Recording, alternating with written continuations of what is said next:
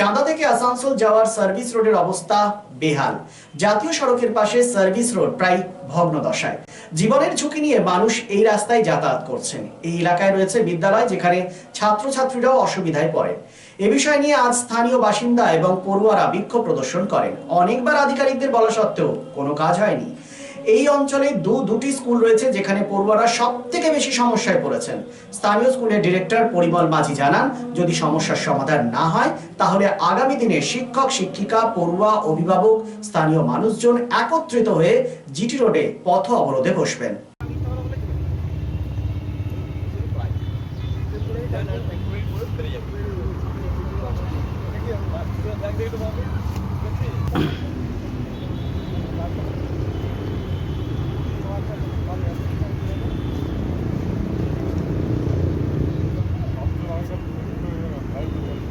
নিগা মোড় পর্যন্ত যে সার্ভিস রোডটা towards Asansol right side road করার আগে আমাদের কথা দেওয়া হয়েছিল যে সার্ভিস রোড হবে বোথ সাইডে, but still now last 10 years কোনো সার্ভিস রোড হয়নি।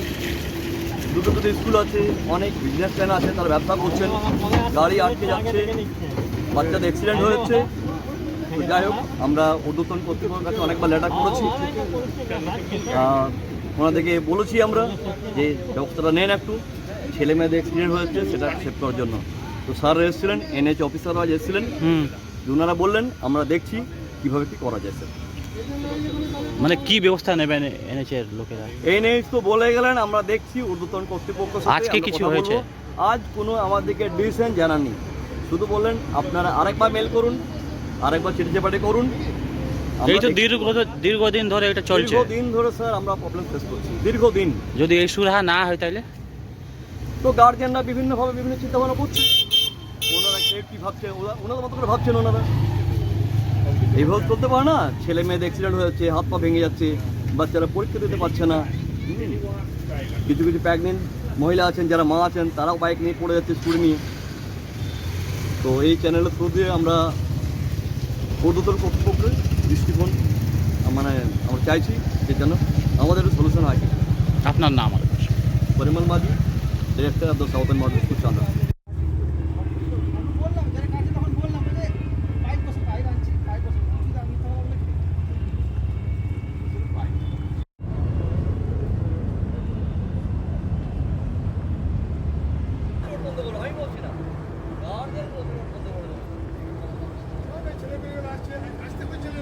অভিযোগ করছে মানুষরা কি ওই রাস্তা NH2 সাব লাইন যে আছে খুব খারাপ অবস্থা।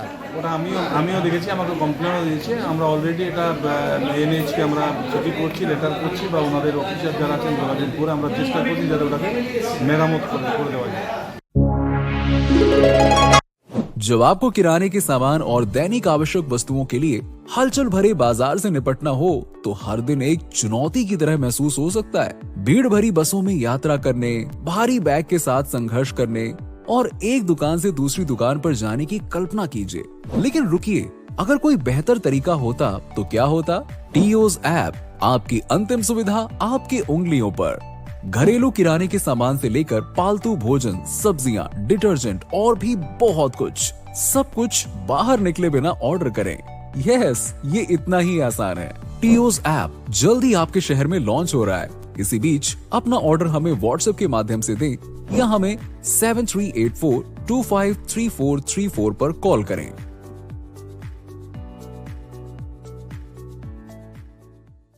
Lifeline Multi-Speciality Hospital boasts 500 beds across 160,000 square feet of build-up, featuring 7 advanced operating theatres, a digital cath lab, a state-of-the-art emergency and trauma unit, and a next-generation 3D MRI amongst a comprehensive basket of services. Renowned super specialists from premier institutes deliver top-tier care, supported by digitalized integrated healthcare for seamless coordination. Lifeline prioritizes innovation and patient centricity, ensuring comprehensive top-class services. So for premier medical treatment, visit Lifeline Multi-Speciality Hospital, Kalipahari, Asansol, NH2 District, Paschim Bardhaman, West Bengal.